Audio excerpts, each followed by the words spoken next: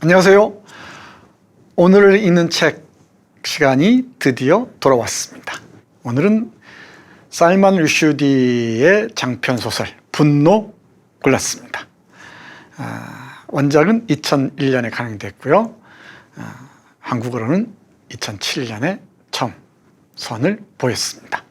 분노 보시죠. 살만 루슈디 이 시간에 소개해드린 적이 있습니다. 한밤의 아이들을 짤막하게 소개해드린 것 같아요. 살만 루슈디는 그야말로 세계적인 작가입니다. 제가 아는 사람들 중에서도 이 루슈디 마니아들이 많습니다. 그리고 한국어로도 상당수의 작품들이 번역되어 있어요. 한번 빠져보시죠. 이 살만 루슈디. 후회가 없을 겁니다. 경계를 넘는 작가로 말씀드렸는데 그야말로 여러 의미에서 경계를 넘나듭니다. 첫 번째는 어떤 지리적, 장소적 경계를 넘나듭니다. 살만 루슈디는 1947년 인도 뭄바이에서 태어났습니다. 또 뭄바이에서 이슬람 가정에서 태어났어요. 인도는 힌두교가 중심이지 않습니까? 이슬람 교도들, 무슬림들은 삶이 좀 어려웠던 모양입니다. 요즘도 이 힌두 파시스트들에 의해서 이슬람 교를 믿는 사람들이 많은 피해를 당하고 그러죠.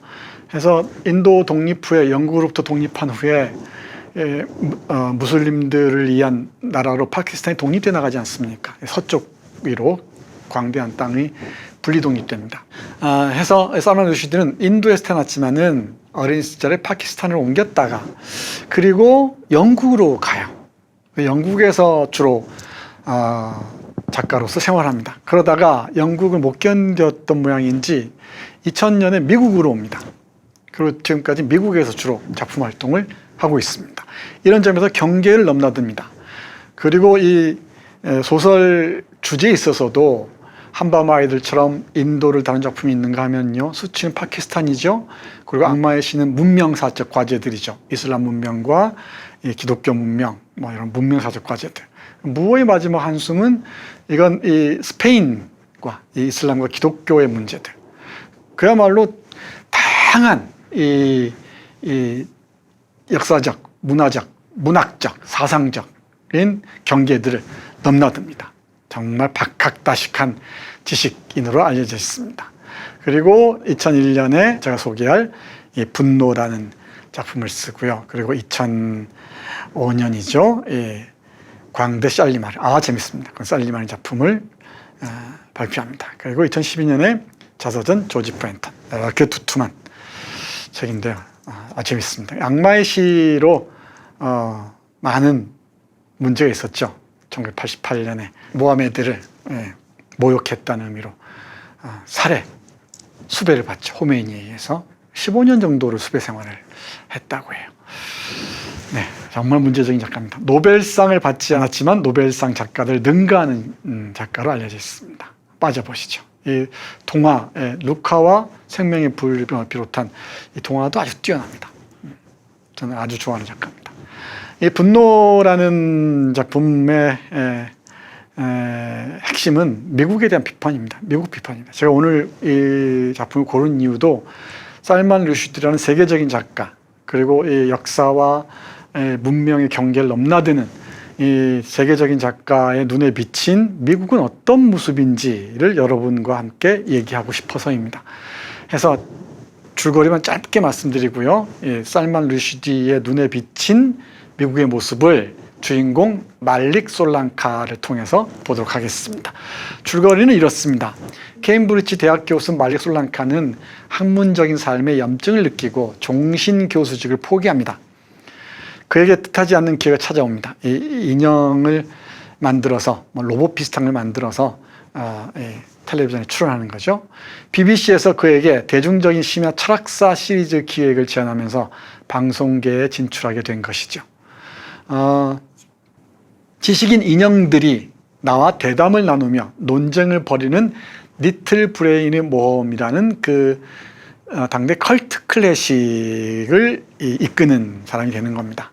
그러니까 예를 들면 플라톤이라는 인형이 나오고 소크라테스의 인형이 나와서 어떤 대화를 나누는지, 일테면 그렇다는 얘기입니다. 칸트하고 헤겔은 어떤 얘기를 나누는지 정말 수준 높은 컬트 클래식으로 자리 잡아요. 그런데 이 프로그램의 사회를 맡은 여자 인형 이름이 리틀 브레인인데요. 이 약자로 LB라고 불립니다. 이 리틀 브레인은 신드롬 수준의 인기를 누립니다. 이 인형이 정말 대단한 인기를 누려요. 그런데 이 리틀 브레인이 곧 저속하고 속물적인 대중의 아이콘으로 변질됩니다. 그러자 솔랑카는 참을 수 없는 노여움을 느낍니다. 그래서 이런 경우 많이 있죠. 출발은 장대하지만은 정말 계속적으로 추락해서 센세이셔널리즘에 길들여지는 그런 경우 많이 있잖아요. 마침내 못 견딘 나머지 마리 솔랑카는 자식이 이 분노 때문에 가족을 죽이게 될지도 모른다는 극심한 공포에 시달리다가 도망치듯이 미국으로 건너갑니다. 그리고 돈은 많이 있는 사람이니까 부와 힘이 절정에 달해 있는 곳 미국이죠. 그리고 모든 과거 사라진 것, 그리고 현재만 있는 것, 모두가 현대인이라는 익명 속에 살아가고 있는 미국, 그리고 이 미국에서 솔랑카는 철저하게 은둔생활을 합니다.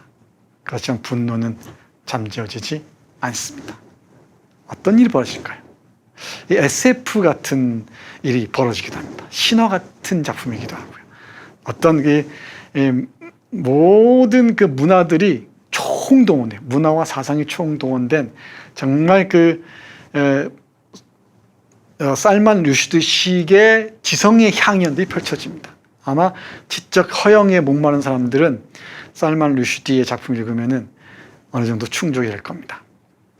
신화와 첨단 과학을 넘나드는 인류 문화 전반에 대한 해박한 지식의 향이 펼쳐집니다. 정말 그렇습니다. 그리고 이 소설의 작가 김진준 선생이 각주를 정말 잘 달아놨어요. 정말 고생한 것 같습니다.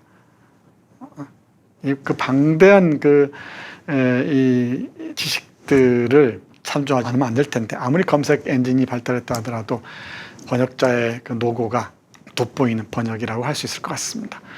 그리고 이 무수한 상징과 비유, 그리고 현실과 환상이 뒤섞인 마술적 현실을 펼쳐 보입니다. 어느 정도 소개가 되죠. 아내 사라도 있고요, 아들도 있고요, 이 솔랑카 교수를 사랑하는 그 젊은 여성들도 있고 그렇습니다. 근데 그 세세한 부분들은 여러분들이 직접 읽으시기 바랍니다. 그러면 이 솔랑카 교수의 눈에 비친 미국은 어떤지, 다시 말해서 살만 루슈디는 미국을 어떻게 바라봤는지 직접 보시죠. 그러나 정체성의 파탄을 경험하고 있는 사람이 솔랑카 한 사람만은 아닐 것이다. 이 황금의 시대, 이 풍요의 시대의 이면에서는 서구의 인간 개개인, 아니 미국에 살고 있는 이들의 자아가 겪는 모순과 빈곤이 점점 더 심화되고 확장되는 중이다. 외적 쾌락주의와 내적 공포가 공존하는 이 시대, 보석이 달린 번쩍거리는 옷과 은밀히 감춰진 유골이 공존하는 이 도시에서도 그렇게 폭넓은 붕괴 형상이 곧 눈에 띄게 될는지 모른다. 부를 풍요로 착각하고 소유의 기쁨을 행복으로 착각하는 이곳, 사람들이 워낙 고상한 삶을 살고 있어 생존을 위한 몸부림과 처절한 진실들을 말끔히 지워버린 이곳, 사람들이 너무 오랫동안 외톨이로 방황했기 때문에 이젠 남들과 접촉하는 방법조차 거의 기억하지 못하는 이곳, 모든 제국이 이렇게 존재할 가치조차 없는 것일까? 아니면 이 제국만 유난히 어리석은 것일까? 그리고 우리 솔랑카 교수가 와 있는 이 뉴욕을 돈에 환장한 도시라고 얘기를 합니다. 그리고 이곳에 사는 사람들은 이 외적 쾌락주의에 빠져 있으면서 내적 두려움, 공포에서 못 태어난다고 얘기를 해요. 그럼 어떻게 되겠습니까? 약물에 빠질 수밖에 없죠. 그 수많은 약물 중독자들의 세계. 그래서 약물에 대해서 맹세하는 얘기가 나와요. 약물 중독자들의 세계에서. 이 꿈의 미국이여, 문명의 탐색이 결국 이렇게 끝을 맺고 마는가? 비만과 시시껄렁한 정보들 속에서. 비만 정말 많죠, 미국. 정크푸드 덕분인지 뭔지 빈부격차를 얘기해 주겠죠. 누가 언덕 위에 도시를 파괴하고 그 자리에 전기의자를 줄줄이 늘어놓는가? 의자들은 죽음의 민주주의를 판매하고 죄 없는 자들, 정신박약자들, 죄 있는 자들이 모두 이곳으로 몰려들어 나란히 죽어간다. 누가 낙원을 밀어버리고 주차장을 만들었나? 이런 식이에요.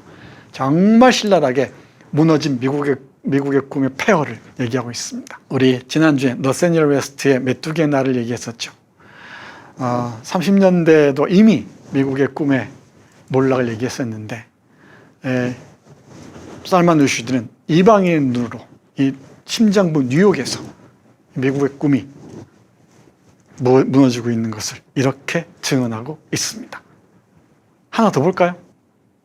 이 분노라는 소설에서 우리 살만 루슈디는 이 황금 시대도 결국 끝날 수밖에 없다고 얘기합니다.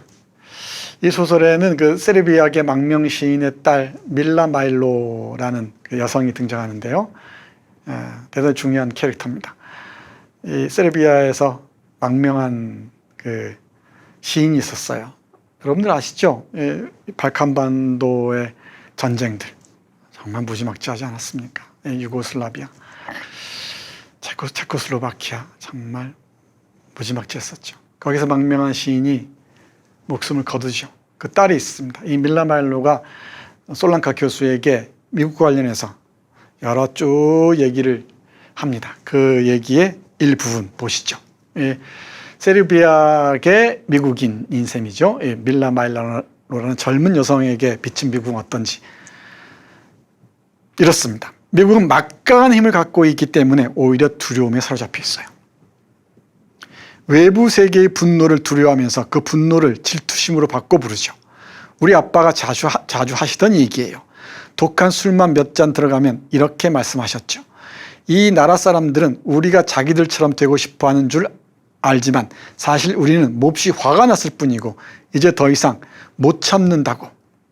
자, 보세요. 우리 아빠도 분노에 대해 알고 계셨다고요. 솔랑카는 이런 생각을 했다. 인류 역사의 모든 시대가 그러했듯이 지금의 이 황금 시대도 결국 끝날 수밖에 없다. 어쩌면 이제야 비로소 그 진리가 사람들의 의식 속에 침투하기 시작한 것인지도 모른다.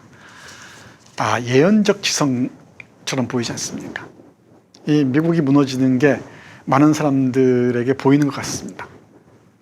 그걸 결정적으로 확인한 게 바로 신종 바이러스 코비드-19이 아닌가 싶어요.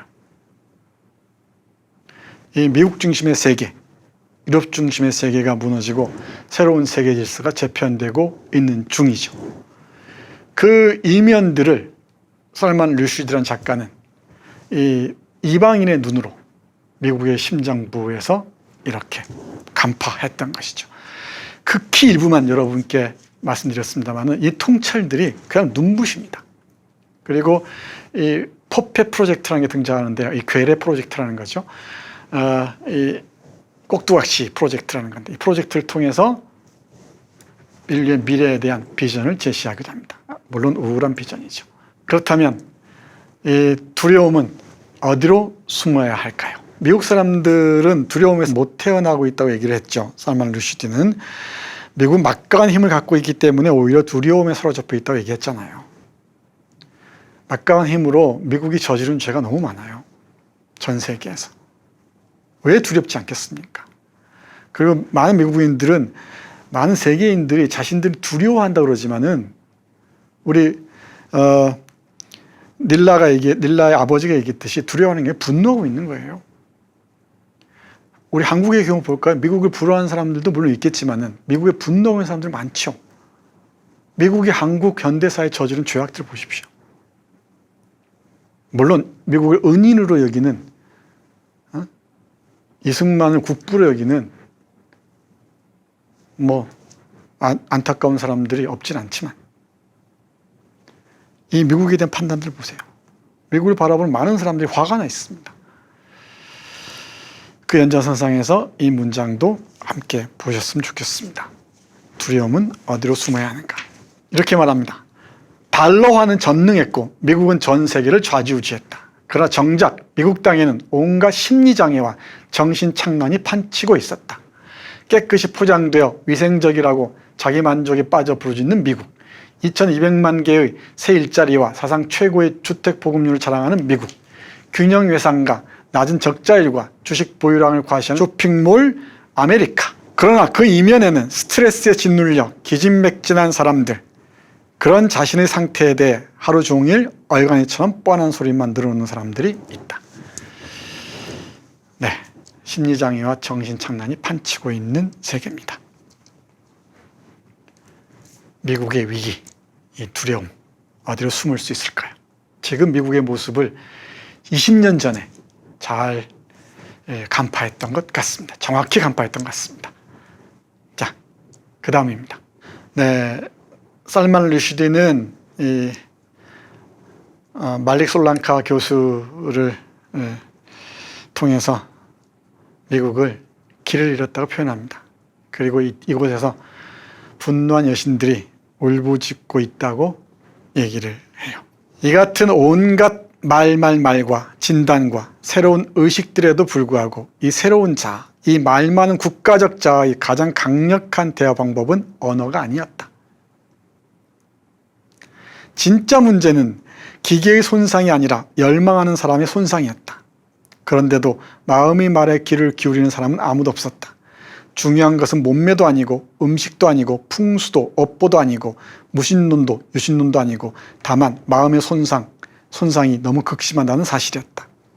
그것은 사람들을 미치게 만드는 광란의 춤이었고 원인은 물자가 너무 많아서가 아니라 꺾이고 부러져 버린 희망들이 너무 많아서였다. 그리고 이렇게 매듭을 짓네요.